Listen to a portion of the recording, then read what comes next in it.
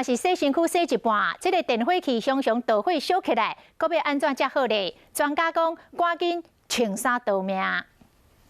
热水器起火了，你会怎么做？直接跑走吧。手上有水，拿水桶把它泼出去。假设民众洗澡洗到一半的时候，上方的电热水器是突然着火了，这时候你下意识是打开莲蓬头。那如果你用水去直接泼洒的时候，那我们的身上也有水分的话，那也有可能会有一个导电的功能。若火烧厝，千万莫家己拍火，衫裤先穿好，所以叫厝内的人紧走。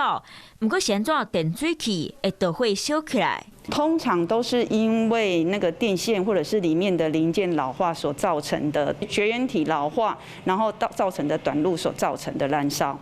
真要看电水器顶拢会有安全标章和警告标记，爱找合格专业的师傅来导。嘛，因为电水器的功率大，建议使用专用的独立插座。那当期要使用，嘛要甲开关禁起来。啊，若是漏电开关开去，迄电线就会有臭味大味，所以一定要请师傅来检查，才能确保家己的安全。